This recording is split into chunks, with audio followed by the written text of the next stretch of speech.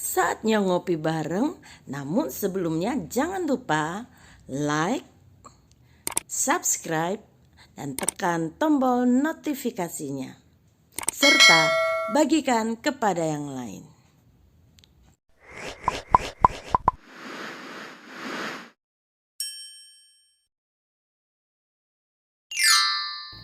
Shalom saudaraku. Inti peristiwa Natal memang berbicara tentang pengorbanan Tuhan, Raja Surga yang mau turun ke dunia untuk menyelamatkan manusia. Namun kita tahu bahwa peristiwa Natal juga memperlihatkan pengorbanan dari tokoh-tokoh yang dilibatkan oleh Tuhan untuk misi keselamatannya. Dan bertepatan dengan Hari Ibu tahun ini, kita mau belajar bagaimana Tuhan melibatkan seorang wanita dalam misi keselamatannya untuk datang ke dalam dunia ini menjadi sama dengan manusia. Tuhan Yahweh memilih seorang wanita sebagai saluran kedatangannya. Di setiap zaman, Tuhan Yahweh selalu memanggil anak-anaknya untuk mengerjakan misi keselamatannya di atas muka bumi ini. Dan kita harus tahu bahwa panggilan Tuhan kepada setiap orang untuk mengerjakan pekerjaannya ini tidak pernah ringan. Termasuk panggilan Tuhan Yahweh terhadap Maria, seorang wanita yang dianggap Tuhan layak untuk menjadi saluran kedatangannya di atas muka bumi ini. Saudara, ketika kita membaca Alkitab, bagaimana malaikat Gabriel menjumpai Maria, seolah-olah semuanya menyenangkan. Tetapi ada hal yang sangat berat di dalam panggilan Tuhan Yahweh terhadap Maria. Karena Tuhan Yahweh akan meminjam tubuhnya untuk mengandung dan melahirkan bayi Yesua. Ketika mendengar dari malaikat Tuhan bahwa dia akan mengandung dan melahirkan seorang anak laki-laki, segera secara manusiawi muncul reaksi Maria. Kalau aku hamil, bagaimana reaksi Yusuf tunanganku? Bagaimana tanggapan orang tuaku, keluarga besarku, keluarga besar Yusuf? Apa tanggapan masyarakat? Apalagi ada sebuah ketentuan dalam hukum Musa bahwa barang siapa yang berbuat zina, dia akan dirajam dengan batu sampai mati. Hamil di luar nikah adalah sebuah pelanggaran yang amat berat dan tidak dapat diampuni pada masa itu. Karena itu, respon Maria adalah dengan pertanyaan, bagaimanakah hal itu mungkin terjadi karena aku belum bersuami? Malaikat Gabriel meyakinkan Maria dengan berkata, Roh Kudus akan turun atasmu dan kuasa Elohim yang Maha Tinggi akan menaungi engkau, sebab anak yang akan kau lahirkan itu akan disebut kudus, anak Elohim. Dan di tengah-tengah ketidakmengertiannya itu, Maria hanya belajar taat dan menjawab, sesungguhnya aku ini hamba Tuhan, jadilah padaku menurut perkataanmu itu. Dengan kata lain, Maria menerima pilihan Tuhan terhadap dirinya. Maria harus menghadapi tantangan besar bagi iman dan kepercayaannya kepada Tuhan Yahweh dan pada iman keluarganya, iman Yusuf tunangannya. Yang pertama, Maria diminta untuk memikul beban tanggung jawab yang luar biasa. Belum pernah terdengar sebelumnya bahwa seorang anak dapat dilahirkan tanpa ayah natural. Maria diminta untuk menerima pengecualian keajaiban ini untuk hukum alam.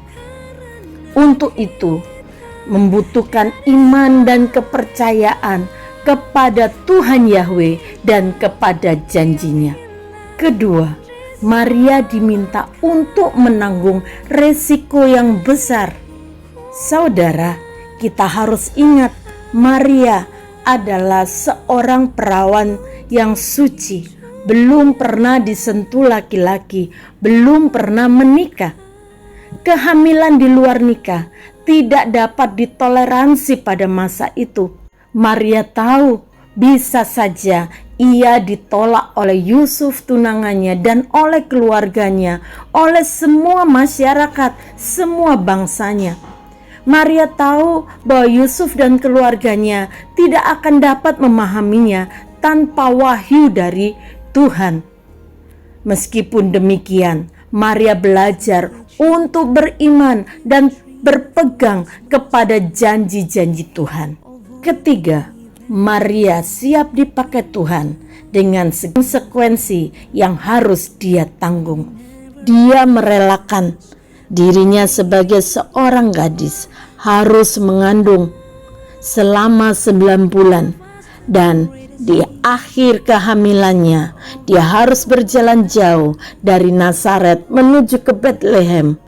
Bukanlah hal yang mudah bagi wanita yang sedang mengandung mengadakan perjalanan yang jauh dan melelahkan.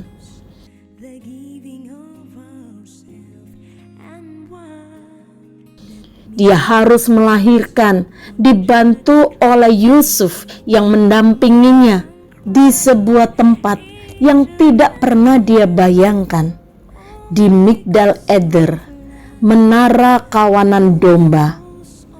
Dia melahirkan seorang anak laki-laki, anaknya yang sulung, lalu dibungkusnya dengan lampin dan dibaringkannya di dalam palungan karena tidak ada tempat bagi mereka di rumah penginapan.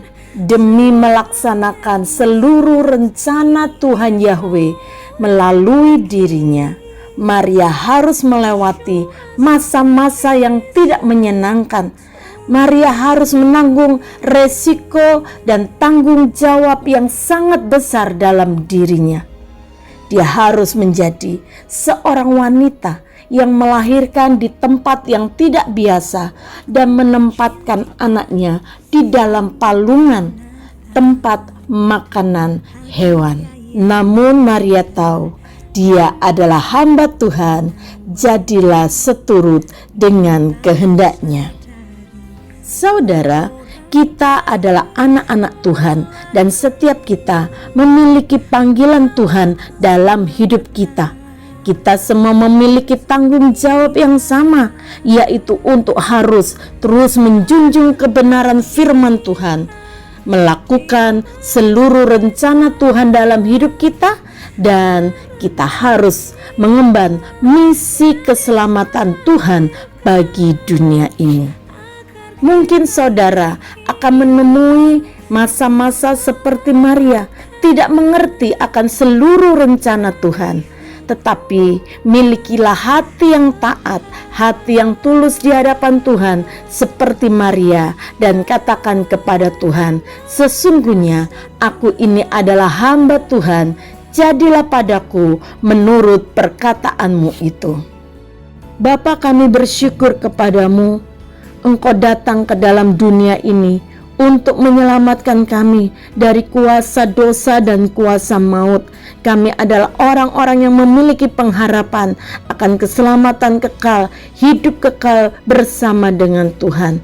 Tolong kami untuk dapat menangkap rencana Tuhan dalam kehidupan kami, untuk kami mau belajar taat. Sekalipun untuk itu kami harus menghadapi resiko, kami harus menanggung beban dalam hidup ini, tetapi kami mau pegang firman Tuhan.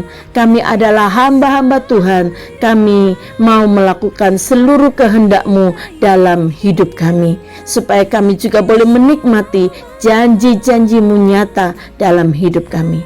Terima kasih, kami bersyukur kepadamu di dalam nama Tuhan Yesus. Haleluya, amin.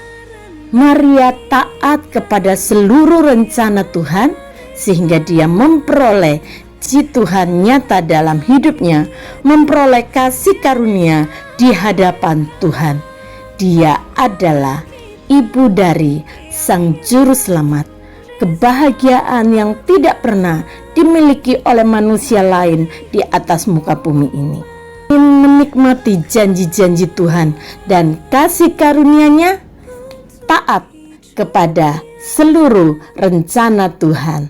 Tuhan Yesus memberkati.